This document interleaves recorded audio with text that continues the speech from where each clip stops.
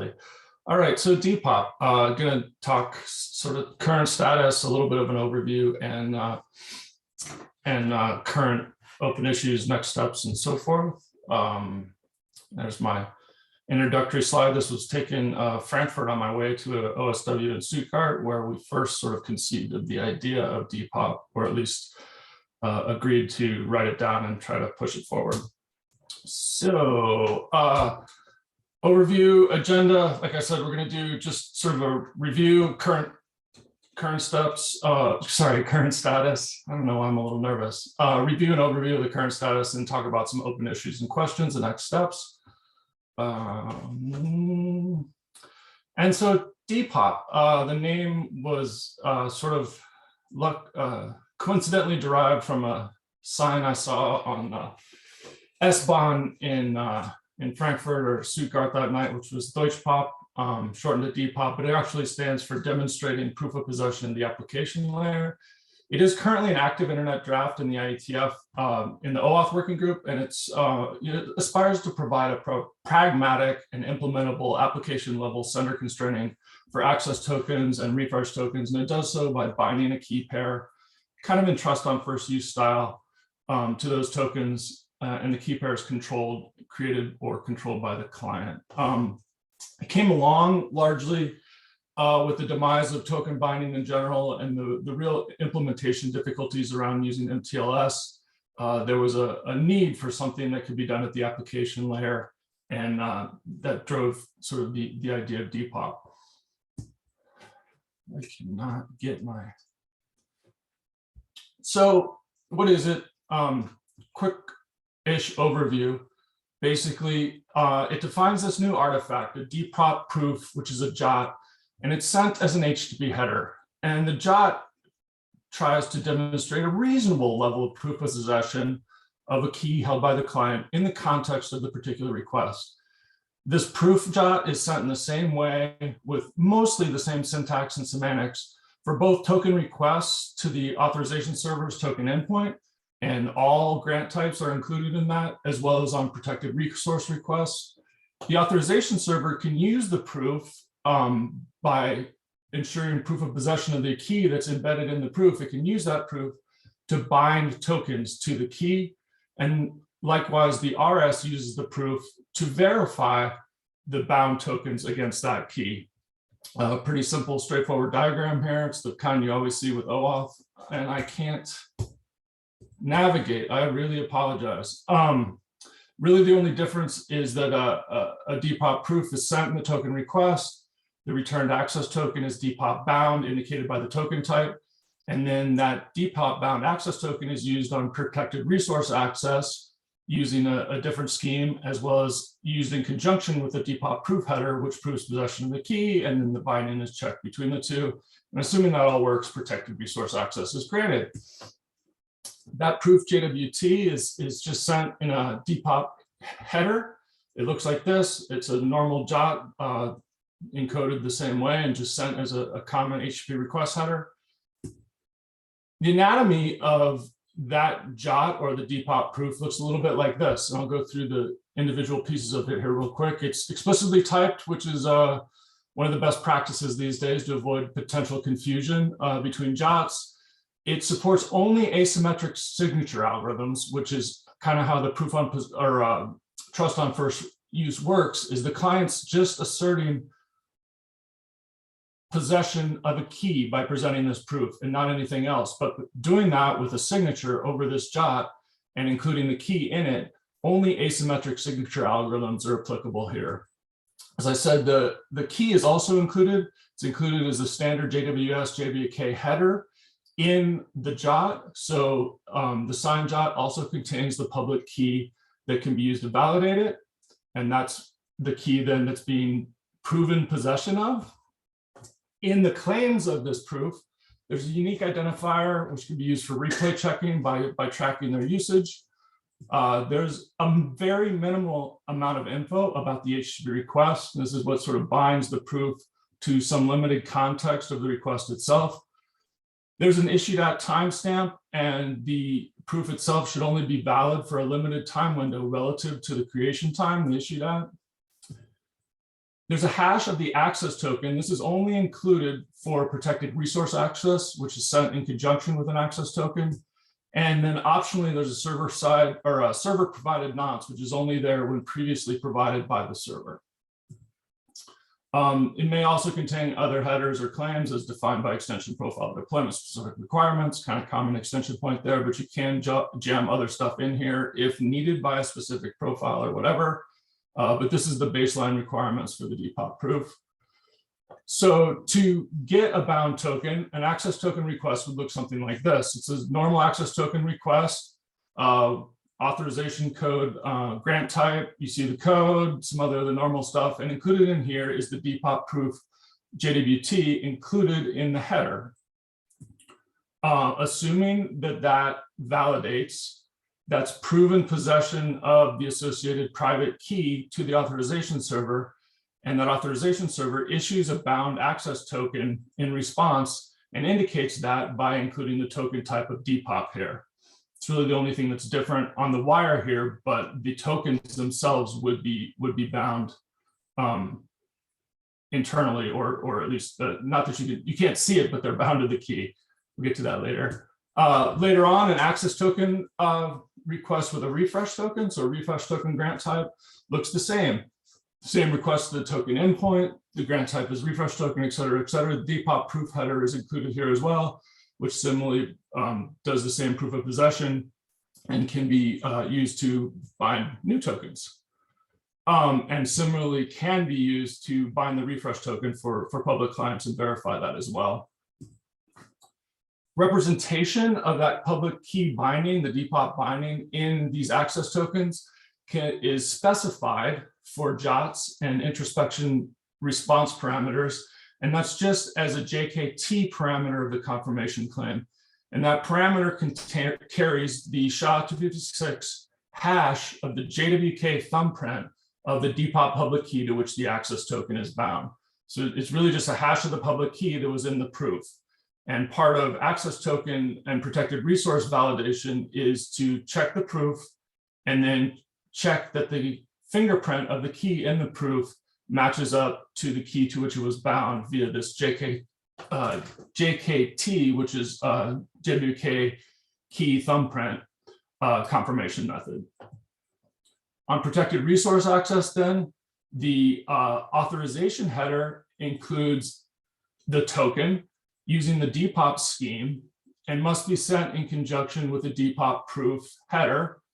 The token then is bound to the key in the proof, and part of the resource access then is checking both the normal stuff that you would check in validity of the access token and authorization thereof, as well as checking that the DPoP proof is valid for the context of the request, and matches up to the key fingerprint in the confirmation claim or introspection response parameter of the token, depending on how that works. This one's showing a reference style token, so it would have to be introspected or looked up by other means. We've defined a somewhat extension of the normal www authenticate challenge with the 401. It's pretty straightforward. Basically, it's this normal 401. We've got a www authenticate, the DPoP scheme, and along with the scheme, there's a parameter there that you can that the resource server can indicate the algorithms which it supports for DPoP proofs. That's the first one here, is just showing what it would look like to make a request without a token. The response is saying, hey, I need DPoP to access this, and these are the algorithms I support for the proof. And the next would be an example response to a protected resource with a token that's invalid for whatever reason. The reason here is shown in the description, which is invalid DPoP key binding, but everything else is either the same as you would see from 6750, which is the error in description, but also the supported algs can be included here as one of the parameters. Recently, in the last revision of the draft, which is 04, added this option for server provided nonce to be included in the DPoP proof. And really it comes down to a new HTTP response header called DPoP nonce that, supplied by the server, either AS or RS, gives a value that has to be included on subsequent requests as the nonce claim in the DPoP proof. Here's a couple different examples of what it looks like to supply a nonce. The authorization server would respond with a normal error condition using a 400. A new error code, use depop nonce. A description is optional, but it might be nice. And then the nonce there is included in the header. The protected resource challenge is a 401 with the authenticate, similar to what we showed on the last page, but using this use depop nonce error code and providing the nonce in the header. If during the course of normal processing, you successfully submit the request and get a response, the server can also respond with a nonce there that's to be used on subsequent requests in the proof, but do so without a challenge. So this sort of improves the efficiency of providing new nonces during an ongoing conversation with the client. We elected to use a header here to make it so there was only one place any client had to look for the nonce value, regardless of whether it was a continuation of an ongoing API conversation or whether it was a challenge from the authorization server or protected resource. They all look a little bit different, but by placing the nonce in a header, it allowed at least that to be unified across all three use cases. So that's basically a quick-ish overview of the way the protocol currently works as of draft 04. I wanted to try to use this time to discuss open issues, questions, etc., and listed them out here. The first one I want to talk about is in DPoP binding using Pixie or something else. Another thing that's come up is sort of the state and scope of the nonce, how clients should behave and reuse it, what that might look like. There's some nitty-gritty little details in there. I'm not quite sure how to handle. I'd love to talk about here a little bit more. Was going to discuss cache directives, but I think we got that worked out or are working it out with a conversation on the list. And if we have time to take a look at some of the things floating around in the issue tracker. So I apologize already. I'm going to be apologizing a lot for these busy slides, but I was trying to shove a lot of context and information in here. So a few weeks ago, coming back from a conference, there was a pull request put in describing a DPoP Pixie method. John, DW, and Mike were in person together at the FIDO meetings, and they were discussed this request from Microsoft's security engineers to apply some kind of POP binding end-to-end all the way through the authorization request to the token issuance and usage. That proposal looked like a Pixie code challenge that included the JWK thumbprint of the DPoP public key. And then on code redemption requires that the proof be provided for that same key. A few folks, including myself, chimed up and said, well, we're using Pixie, particularly the SHA-256 variant of Pixie right now, to provide other and somewhat unanticipated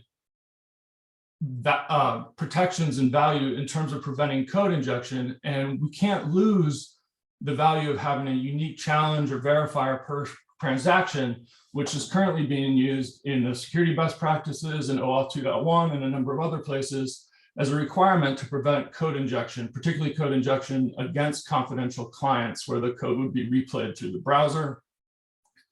The issue was raised at the most recent OAuth interim meeting, and there was some pushback on the whole idea, and largely a request for better justification of the need for this protection in the first place.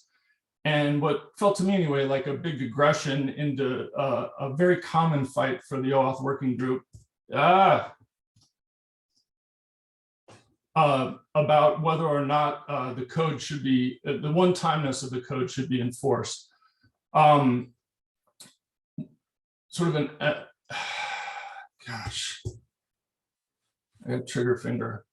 Recently, there was some further justification shared on the mailing list regarding the reasoning or the desire to have this level of protection. I've quoted a big chunk of it here. thanks to the folks from Microsoft who put this together. But largely it comes down to, in this case, that sometimes the code and PXE verifier can leak into log files. And as a result, if combined with the possibility that authorization server isn't strictly enforcing one-time use of the code, the leaked code and verifier could be used to successfully retrieve a valid tokens or against the public client anyway.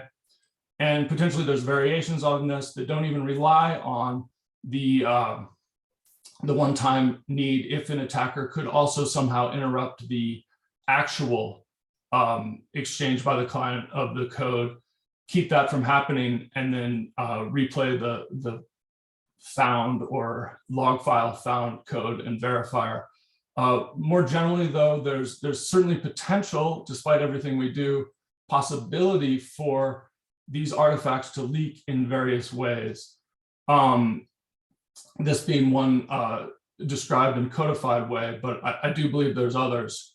So it leaves us with, or leaves us with the question of what we should do with this at this point. I listed up here the option of just dropping the whole thing, and that's largely because that seemed to be the push from folks at the last interim. But I'm not sure we should actually do that. I do think there's value in defense in depth. And even during the course of this workshop, there was a mention in the mix-up presentation from a few hours ago about another potential vector that would result in leakage of the code and verifier at the same time in a way that they could be replayed and wouldn't rely necessarily on the one-time useness of the code. So even though there are potentially ways to verify this, a lot of the pushback during the interim was that the idea that this might be necessary sort of undermines many of the normal assumptions about the threat model that we deal with and presume in our protections in OAuth in general. And to some extent, that's true, although the lines get sort of gray after a while. And furthermore, I don't believe there's really harm, at least in this case, in implementing or providing additional defense in depth for times when things may go wrong or things maybe leak outside of the protocol definition or are stolen or leaked for reasons that maybe are unanticipated or can't be completely covered. So I do think there's value in providing some defense in depth where it's reasonable to do so.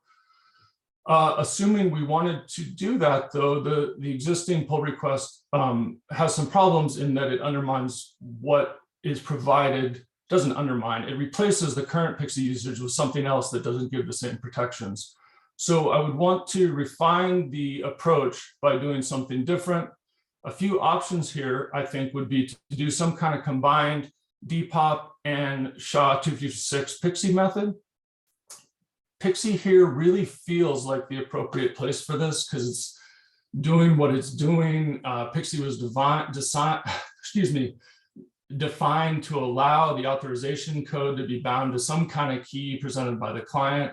Combining these two together would give the benefits of both the per transaction of the current PXE method, which would prevent injection through a confidential type client, as well as binding specifically or in addition to the DPoP key, which would prevent redemption of it through other means in the case that potentially the verifier and the authorization code were somehow leaked.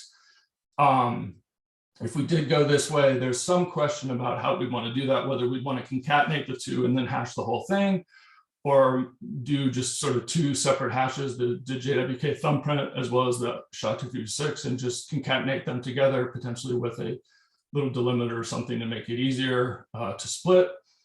We could also add a new parameter, alternatively leave PXE as it is, define a new parameter that itself just carries the DPoP JWK thumbprint.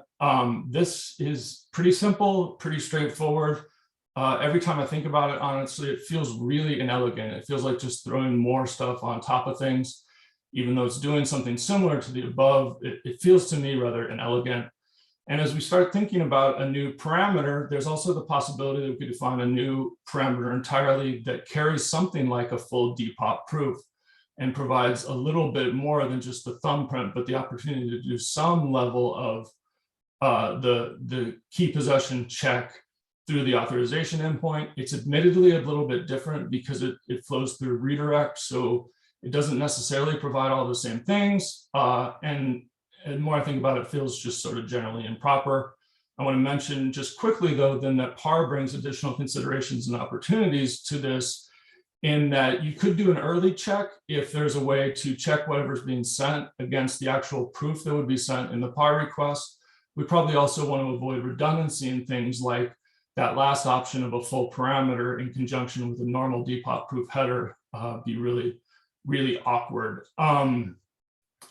I feel like I'm blabbering and talking through that, hopefully covered all the issues, and I see some hands raised, hopefully to facilitate some worthwhile discussion. Mike, I think you were first.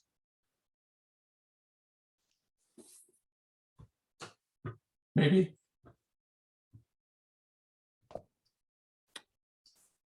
Hi. Turn on my video. I was trying to find the Zoom controls, as always.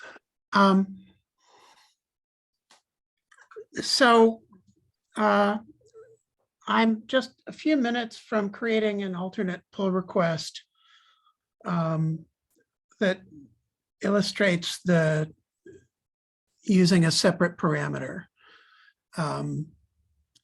While possibly inelegant, the beauty of that is that it leaves PXE alone. That, you know, for better or for worse, PXE has kind of become a legacy part of how OAuth tends to be deployed.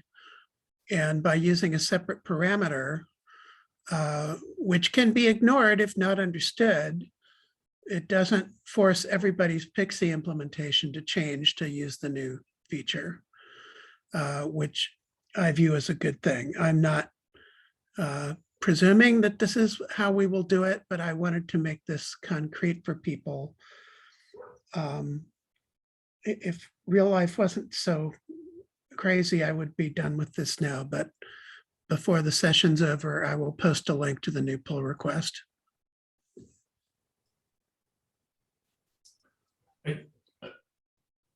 I think that's a fair justification of it. PXE was intentionally left extensible to accommodate not necessarily this, but just this kind of thing. So it is designed to change in accepting new methods like this. So I don't know that that change is as significant as you mentioned, but otherwise I agree with the kind of the way you look at things. Right, and I'll also say that my colleague Peter Kesselman sent a write-up of the attack, which was the main request out of the last OAuth interim meeting that was sent to the OAuth mailing list, I think yesterday. And I know it was received because Brian responded to it. So if people look at the OAuth mailing list, they can understand in fact, on your slide. It's right in the middle. Yeah, I screenshotted the first part. I didn't read through all of it, but I tried to summarize sort of. Okay, good. Thank you, Brian. I'll take my hand down now. Yeah, Daniel's next. Yeah, I just wanted to say that I don't see the advantage of tying this to PXE. So I would say that the depop JKT parameter makes most sense to me. Yeah, as Mike said, I think it's a good thing when we can leave PXE alone, because the other parameters should be relatively simple to spec and to implement. That said, I think we also, so if we're now talking about the authorization code and PXE verifier being locked in the token request, we also need to think about whether or not we also need to discuss the integrity of the authorization request itself. So just to make sure that we are all on the same page there, and that we agree that if we introduce this new parameter, we are not sitting here in 6 months at the next OAuth security workshop and are discussing about what to do when the authorization request can be modified. Because obviously in some scenarios it can be modified. So yeah, so probably we need to agree at some point that that there's some level of acceptable risk. Otherwise, we are just putting more stuff into DPoP. And probably there will be no end to it. I think that's fair, although Brian, you're hard to understand. It's your audio is broken, at least for me. Is technical issues. To some Robot extent, Brian. No, it's still still Robot Brian.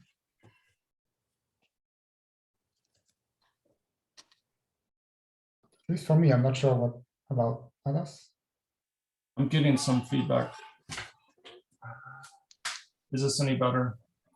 It's you, Daniel. Okay, then go ahead, Brian, and restarting or something. I forgot what I was going to say. Oh, just largely, I don't think that the integrity of the authorization code, the token request, is really in question here so much as a matter of potentially the contents of it leaking through any number of unanticipated means. This log file exfiltration being one place that it could happen. It might be a middle proxy. VPN was mentioned. I'm not quite clear how that would actually work, but it might even be the client itself just logging it. It might be something server side. So I follow sort of your line of reasoning, but I'm not sure that introducing this really changes the threat model per se and requires that level of sort of re-examination. I'm happy for you to do it if you're willing and capable, but I don't know that it's a prerequisite for adding a new parameter and a check against it.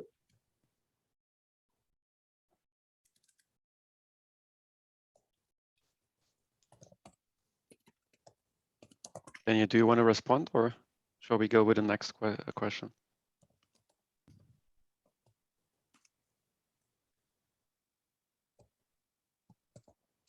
So I suggest we go with the next question. Richard, you raise your hand next. Hi, thanks. I was going to suggest maybe factoring, there may be yet another way to factor this that might hit both of the considerations. A, of having a clean, and this is back on the PXE question. A, kind of making proper use of PXE, and B, not coupling PXE too much to stuff that's outside of its normal remit. I'm happy to write this up. I'll file a PR or something later, but it seems like if we kind of consider this kind of generic, how would we do PXE with a public key, which would be basically, sending a nonce and signing the nonce in the verifier. Just doing that, defining that as a thing, and sending the DPoP signature totally separately, as long as those two keys line up, I think you get the properties you want. So just by doing an extra signature, we may get the kind of separations and architectural cleanness that we want here.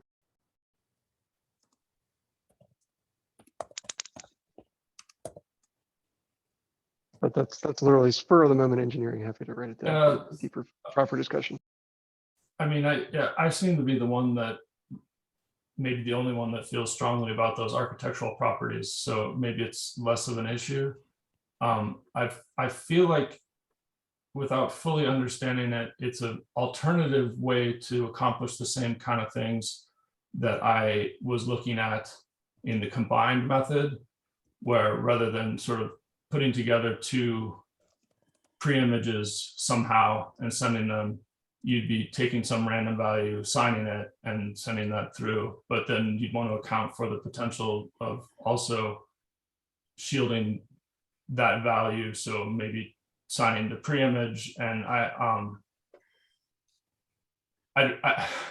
think it's a variation on a theme that maybe isn't much different when you get down to it. And if the consensus here is leaning away from it entirely, maybe it's not worth pursuing. But Well, the distinction that occurred to me is like, at least as I understand the DPoP plus S256 proposal, is that the signature you're doing was like down in the DPoP header. And so the Pixie code had to reach down into that thing and grab it.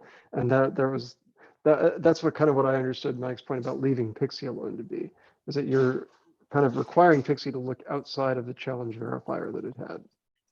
I see. So basically what I was saying is like, take the signature stuff that would be down in the DPoP thing and put it up in the verifier. And then all the Pixie stuff happens up here. The DPoP stuff happens down here. And as long as the two are talking about the same public key, they marry up and the security properties carry all through.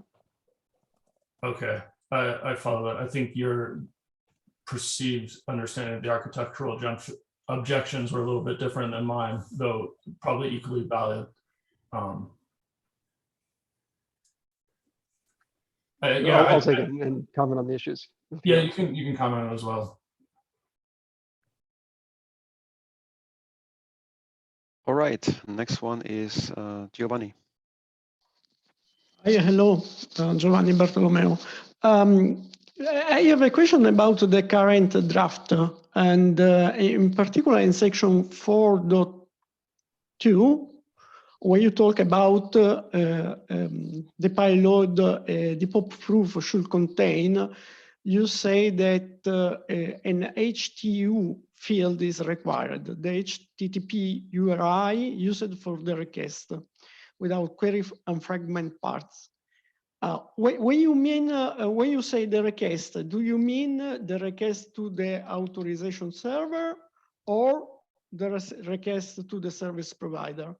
And if this is the first, it has some implication, or if the second, it has another. I will tell you after you will respond to this. It is of the request that's being made. Which one? To the authorization server? Yes, both. Whatever Okay. the current request is. So each request requires a new and unique DPoP proof.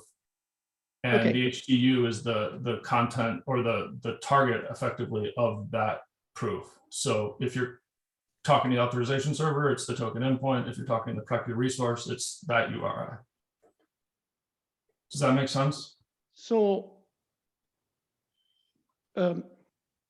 so you mean it's actually the request to the resource server? I mean, it's whatever the request is. No. Sorry. Maybe. Sorry, because I am a newcomer. I can ask a not so solid question. The problem is the following.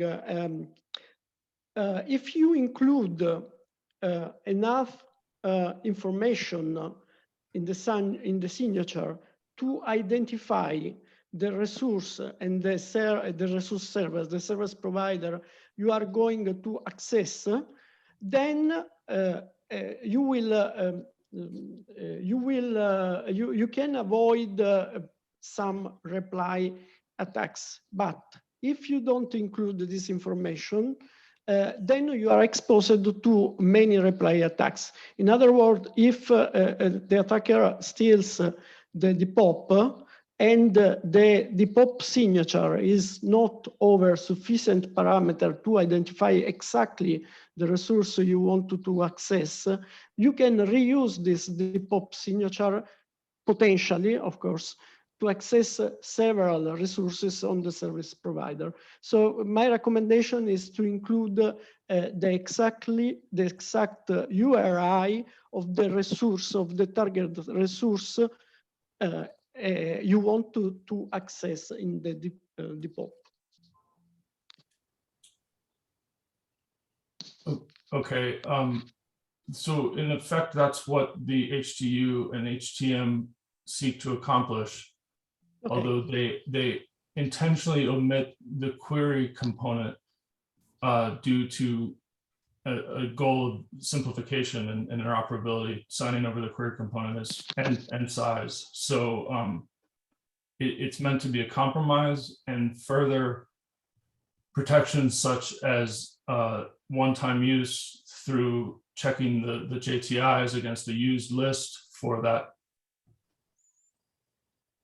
application, as well as the optional server provided nonce are other mechanisms that are also there to prevent replay. Okay, so if this, I would suggest that you could maybe improve the description of section 4.2 in the HTU, because currently it reads the HTTP used for the request, while in the previous version, it was much more clear because you specify in which the JOT was received. I don't recall a previous. Okay. Anyway, that was the comment. That was my comment. Okay. If there's a specific, if you can point me to the specific wording that was changed that made it less clear, I'll certainly look at changing it. Okay. Okay. Mike, you're next. Thank you. So as promised, I did post the new PR. I'll send it to the mailing list as well, along with a paragraph saying what I said here, which is that this lets you leave your Pixie implementations alone, which there's some value to that. Not that it's supposed to be a legacy protocol, but it will be in some cases. I think the next steps might be for me to take Peter's description of the attack and beef up the security considerations in both of the pull requests to include more of the attack description. That's an obvious thing we would want to do. But I would request that people in the working group review the two PRs, make comments, follow the normal process, and decide which of these we're going to merge, if either. Alternatively, Brian, if you feel strongly about having a combined Pixie method rather than the separate parameter, I invite you to write that up as a third alternative, and I would respect that as well. In closing, I will say that the need for this did not come out of thin air. Our deployments have been attacked in this way by real customers. And so, or real customer deployments have been attacked by real attackers. And in our private software proof of possession implementation, we did add a parameter of this kind, which mitigates the attack. So whether the OAuth working group decides to do this in some form, I know that the Azure Active Directory team is going to deploy a mitigation to this attack because it's a real attack. Thank you for your consideration. Thanks, Mike. I obviously did have a feeling about the combined method, but I wanted to raise it here more as a gauge the feeling of others. And if supports. Absolutely. It doesn't feel like that many share that feeling, at least with strong conviction. So I'm happy to drop it and let the other go forward. Okay, and again, if we were doing this at the time we were doing Pixie, I would do it that way. But yeah, thank you for driving the conversation, Brian. For what it's worth, I have started up a PR that does the combined Pixie thing. I'll post it just in the name of completeness. Because personally, I think the Pixie approach is a bit more elegant, but I can see Mike's point as well. It is more elegant. It's also a bigger code change. Fair enough. Thanks, Richard. Thanks, Richard.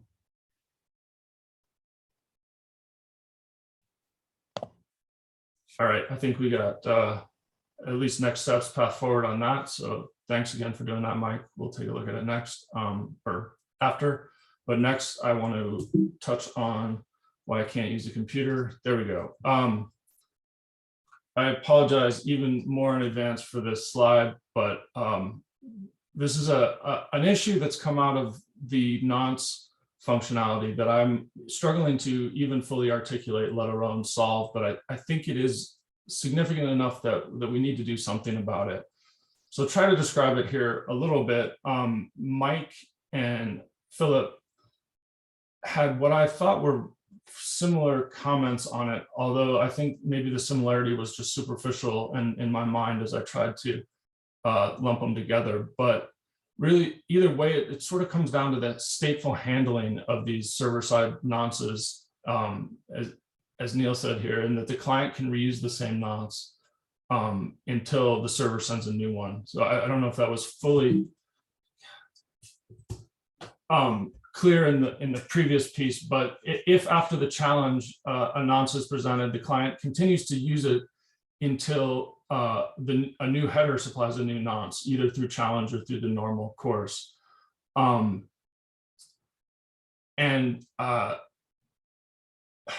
Neil is questioning exactly how this should work, particularly in the case of clients that might be using multiple access tokens and or different keys per tokens,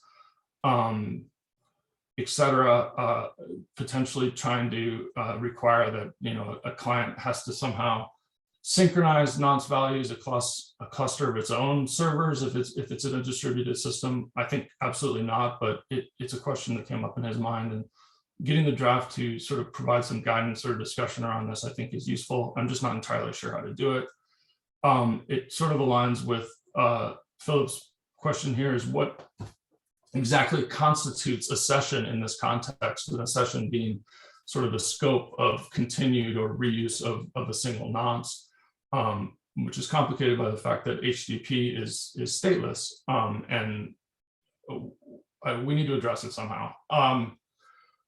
Sorry, I'm not doing it justice, but I'm going to keep trying. So currently in draft 4, we have some text that says things like the DPoP nonce header is send the response, and this supplies a nonce value to be used when sending the subsequent request or requests. If the nonce claim and on the validation side in the proof does not exactly match the nonce supplied by the authorization server to the client, the authorization server must reject this request. That exact match being a must there. This is probably fine when a client is doing strictly serialized requests and responses. It's pretty easy to just look at the header, use the next nonce, and go forward. It's probably even fine in a case where a client's doing concurrent requests or something, but a sort of stateless server-side implementation, probably using some kind of encrypted timestamp, maybe with some other information, but encrypted back to itself, AEAD, and a somewhat loose interpretation of exactly what exactly previously supplied nonce is, but rather using the data within the nonce, hidden and integrity protected, to consider its validity. But it starts to get really problematic, I think, as we consider like multiple concurrent requests from the same client, potentially different access tokens, grants, keys being used through the course of those concurrent requests, HTTP pipelining, HTTP connection coalescence, and a bunch of other stuff that I probably don't fully understand. At the time the nonce PR was put up and prepping for the interim around it, I was trying to get the author of it to address some of these questions, and I wrote a sort of pithy statement that I doubt any substantial changes are needed. I hope that's still true, but likely just some further clarification and guidance is warranted. We don't have that yet, and here we are. And I find myself being unable to articulate exactly what kind of clarification and guidance needs to be there. Some considerations, I don't know, are at the token endpoint. We could somehow say that the nonce is to be used, the same nonce is to be used in the context of an HTTP connection, and maybe even the context of a specific grant, sort of isolating the scope of its use, I'm not entirely sure if that helps. For protected resource, perhaps a nonce is per HTTP connection and access token. I think that helps, but maybe still has some other problems. Maybe we qualify things with a bit, you know, rather than the exact one with a recently supplied one, which at least allows some spec room implementation or room in the spec for some implementation variants. As I go through this, I don't know, maybe it's actually fine as it is. I honestly don't know.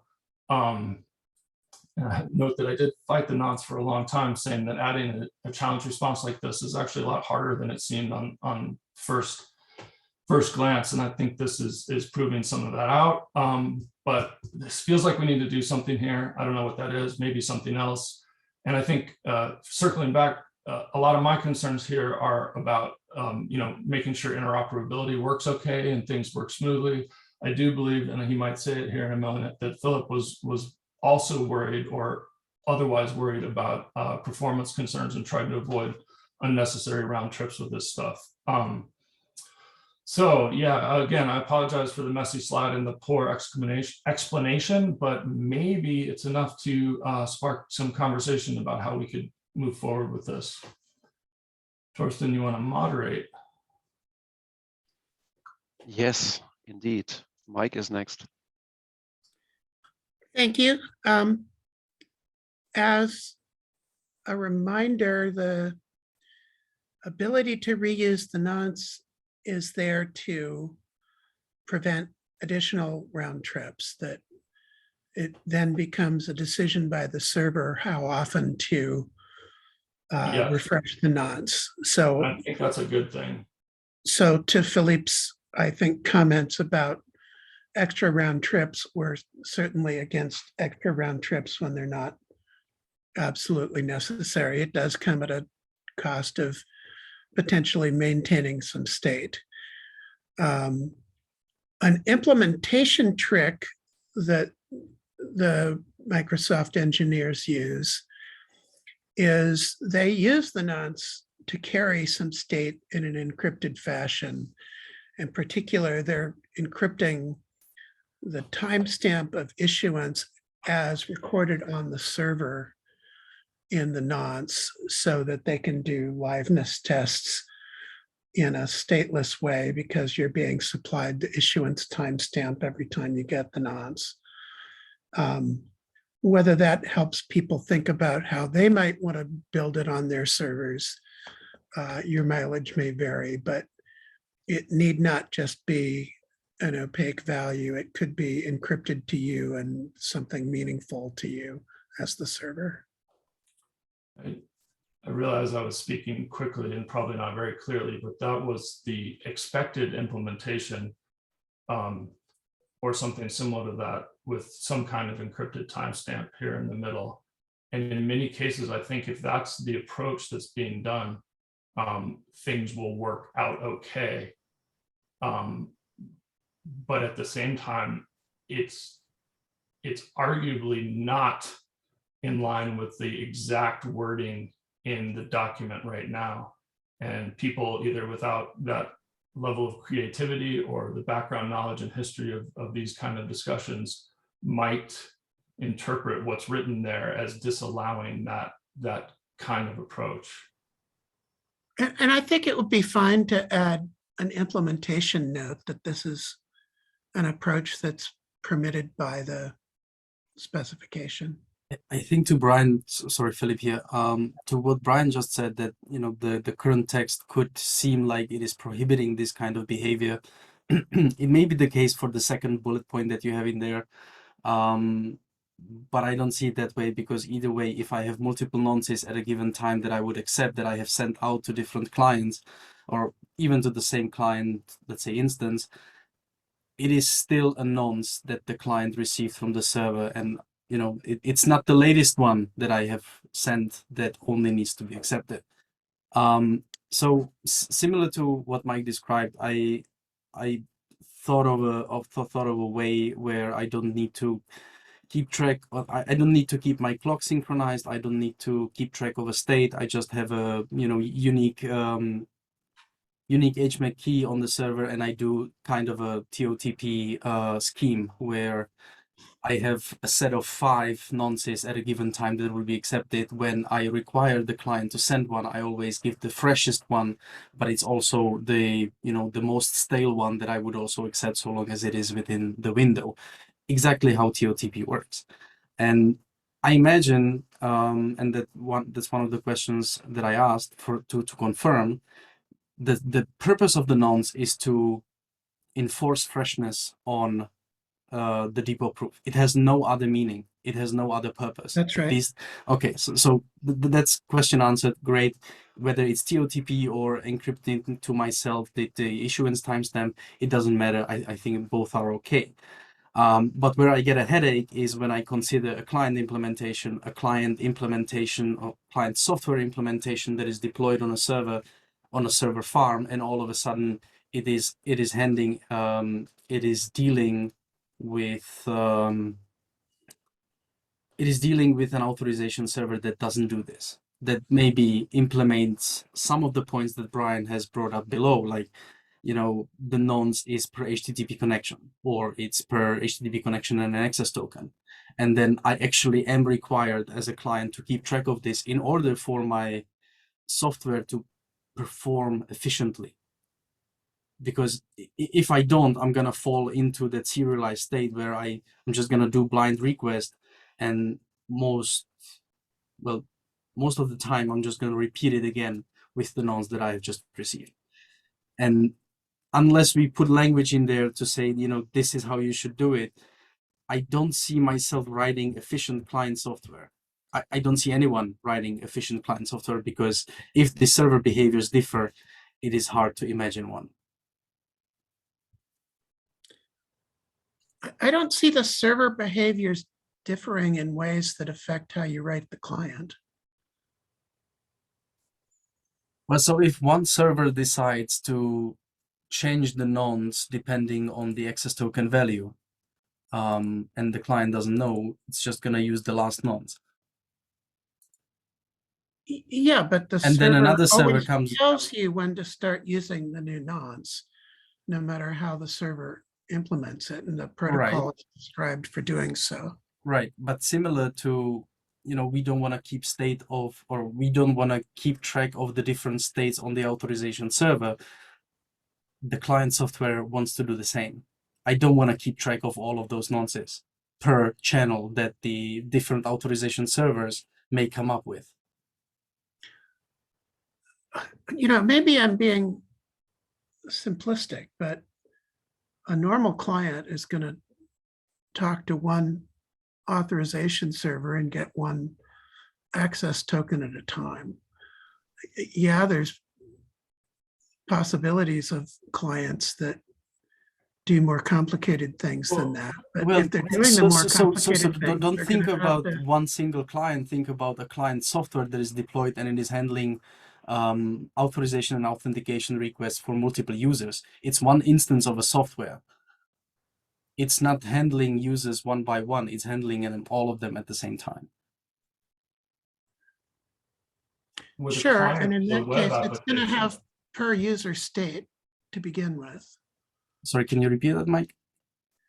Yeah, and if it has state for multiple users, it's going to have a data structure, which is state for each of those users that it can drop the nonce into as an additional field. Well, not necessarily, and you're already making an assumption that the client software would have to follow. So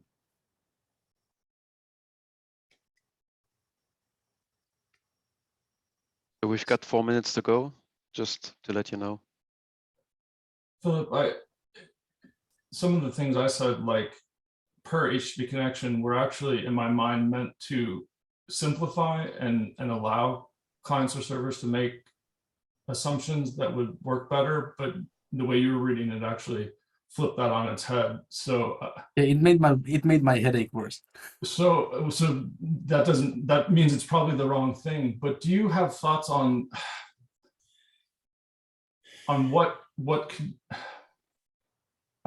what we could do, what text could be placed in there, how we could identify this or explain the usage of it such that these sorts of problems are are not possible, or that implementations needn't consider or rely on particular functionality or implementation details of the other in order to work. Ultimately, that's what I want. I mean, it feels at some level, kind of like Mike's saying, it feels intuitive, like it should just work. Like you give a nonce, you use a nonce, great, easy. But when we get into all these details, there's potential that it doesn't. And I'm just looking to So take that potential away. With the authorization server implementation that both Mike and I have came up with, it seems to not be an issue. What I'm worried about is an authorization server that gets creative and, you know, it starts changing nonces at the same second. I get two different nonces just because the user is different. And at that point, it becomes a problem. Assuming Or that it for the client. likewise is strictly validating the association of them on the other side. Mm-hmm. But like if it's just if it's two nonces and I accept both of, if it's time-based or, you know, whatever, yeah. as I said, yeah, that works. But if it's strict per channel, that is, you know, it is somehow selected, then it becomes a problem. And that's actually because I tried to do the DPoP client implementation with the nonces, and it just made my head explode. Server side, no problem, you know, but client, big one. Peter wants to chime in for the last 2 minutes. Just quick, I was just curious, Philip, if you are aware of, are there any implementations like that out there that we should consider, or is this more of a hypothetical, you know, could be a problem concern? Is there something, is there a real implementation that would have this problem that you're aware of? I haven't seen an implementation of DPoP live on any of the software just yet. But DPoP, yes, not with the nonces. But trying to write a general use software, it is one of the possibilities that reading the spec, it made me wanna be ready for that scenario. Okay. So if we can avoid that scenario with normative text, no problem. Yes, I think that's what we'd like to do, or at least I would. Yeah, thank you. Thanks, Philippe.